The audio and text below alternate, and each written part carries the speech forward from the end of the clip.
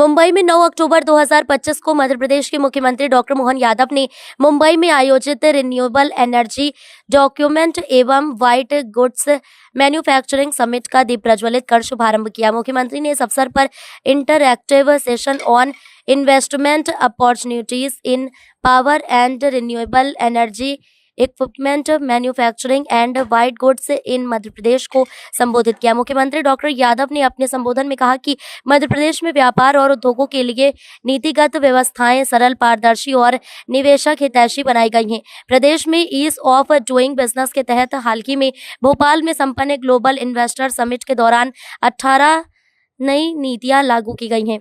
उन्होंने बताया कि सरलीकृत प्रक्रियाओं और निवेशक अनुकूल नीतियों के कारण राज्य में निवेश तेजी से बढ़ रहा है। मुख्यमंत्री ने कहा कि प्रदेश में संभागीय स्तर पर इंडस्ट्री कॉन्क्लेव आयोजित कर छोटे शहरों को भी औद्योगिक विकास की मुख्य धारा से जोड़ा गया है।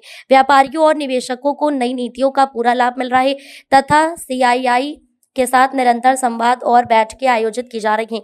मुख्यमंत्री ने कहा, मध्य प्रदेश और महाराष्ट्र प्रगति के क्षेत्र में साझेदार राज्य के दोनों राज्यों के ऐतिहासिक और आर्थिक संबंधों ने हमेशा विकास को नई दिशा दी है। उन्होंने महाराष्ट्र के उद्यमियों से आग्रह किया है कि वे मध्य प्रदेश में निवेश कर औद्योगिक विकास के नए आयाम स्थापित करें। इस अवसर पर उद्योग जगत के कई दिग्गज उपस्थित रहे, जिनमें सन फार्मा के अध्यक्ष दिलीप सांघवी, CII के अध्यक्ष नीलसी रखेजा, ACGC के CMD सृष्टि राज अम्बस्टा, हिंडाल्को के प्रबंध निदेशक सतीश भाई, हित्तिच के प्रबंध निदेशक आंद्रे एकहोल्ट, IPCA लैब के MD एवं CFO अजीत कुमार जैन तथा FIEO के उपाध्यक्ष रविकांत कपूर विशेष रूप से शामिल थे।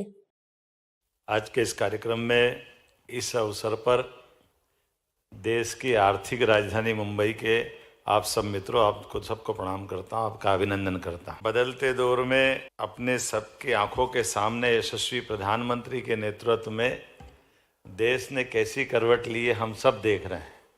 आप सब तो वो दौर से अपने अपने व्यापार व्यवसाय को लेकर के आ रहे हैं जहाँ कई चुनौतियाँ भी थी, कई प्रकार के झंझावातों के बीच भी आपकी उद्यमशीलता के बलबूते पर आपने अपने अपने मुकाम को हासिल किया है।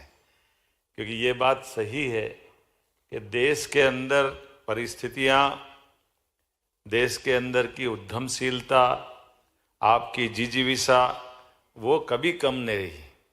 इसीलिए आज नहीं, हजारों साल से भारत की पहचान सब प्रकार से एक प्रगतिशील देश के नाते से रहती आई थी। इसलिए वो हमारी अच्छाई भी कभी कभी, जैसे ज़्यादा मीठा भी कहीं ना कहीं तकलीफ दे जाता है, तो विनम्रता, सरलता, सज्जनता, सबको लेके चलने का भाव, सरलता से किसी को भी अपनी सारी व्यवस्थाओं के सूत्र दे देने के परिणाम दुष्परिणाम में कैसे बदलते हैं। दुनिया के अंदर कोई देश इस सारी बातों का शिकार हुआ तो दुर्भाग्य से हमारा भारत हुआ है, जहाँ समुद्र तट के बंदरगाह भी जो विकास के पर्याय होते हैं वो हमारे को गुलामी के रास्ते पे ले गए। अतीत के क्रम में 200-300 साल पुरानी बात है, लेकिन आज बदला है समय। हमारे बंदरगाह भी सुरक्षित है, हमारे समुद्र भी विशाल लहर लेते हुए दुनिया के सभी महासागरों की तरफ कदम बढ़ाते हुए, आज दुनिया का कौन सा ऐसा मंच है जहां मोदी जी जाए और आनंद नहीं आए। आज बदलते दौर का भारत, इसका एहसास हम सबको हो रहा है। मैं मध्य प्रदेश के संदर्भ में भी बोलना चाहूँगा। आज बदलते दौर में ये हमारे लिए गया ज़माना कि हमारे पास केवल कहीं अपना बंदरगाह हो तो व्यापार व्यवसाय करेंगे।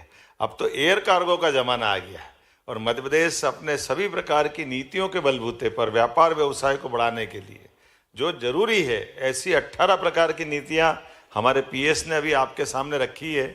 और जो सरलता से करने वाली बातें हैं, कई प्रकार की अच्छी बातें, जैसे हमारे पास सबसे बड़ा लैंड बैंक भी है और लैंड बैंक के साथ बिजली भी सरप्लस है। मुझे इस बात की प्रसन्नता कि पूरे देश के अंदर सबसे सस्ती बिजली कहीं से वो दे रहे हैं तो मध्य प्रदेश से दे रहे हैं। हमें इस बात का आनंद भी है। इस बात के लिए एक बड़ा भविष्य की संभावना वाला सेक्टर है और उतरे ही नहीं, उसके साथ साथ आईटी का सेक्टर, रियल एस्टेट में भी इंदौर मेट्रोपॉलिटन हमने बनाया, भोपाल मेट्रोपॉलिटन बनाया, जबलपुर ग्वालियर तो हम कर ही रहे हैं। इसके साथ साथ आईटी के सेक्टर से लगा करके हेल्थ अभी सन फार्मा के माननीय संघवी जी ने तो बताया ही है, हमारे medical device park Vikram Udyogpuri Ujjain, और उससे लगे हुए जहाँ जहाँ भी हम अपने इंडस्ट्रियल पार्क खोल रहे हैं तो सबसे तेज गति से निवेश आ रहा है, क्योंकि हमारी सरलीकृत व्यवस्था एक तरह से बिजनेस को अनुकूल बनाने के लिए वो सारी बातें। भारत अगर चौथी अर्थव्यवस्था से तीसरी तरफ जा रहा है और भविष्य के 47 की तरफ बढ़ना पड़ेगा तो सभी राज्य सरकारों को कमर कस के आगे आना पड़ेगा। तो हमने भी कहा सब विभाग दे सकता हूं, लेकिन उद्योग विभाग मुख्यमंत्री रखेगा ताकि सरलता से काम कर सके, उसमें संवाद हो सके।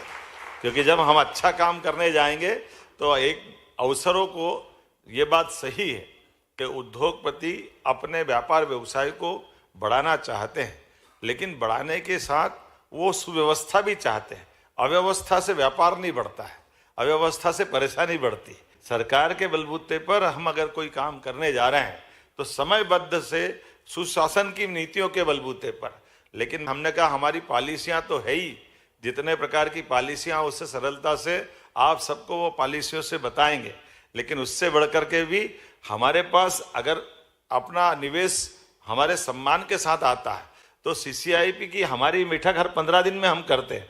आज एक तरफ महाराज शिवाजी का, छत्रपति जी का हमारा योगदान दिखाई देता है, तो हमारे यहाँ विक्रमादित्य से लगा के राजा भोज का संबंध भी दिखाई देता है।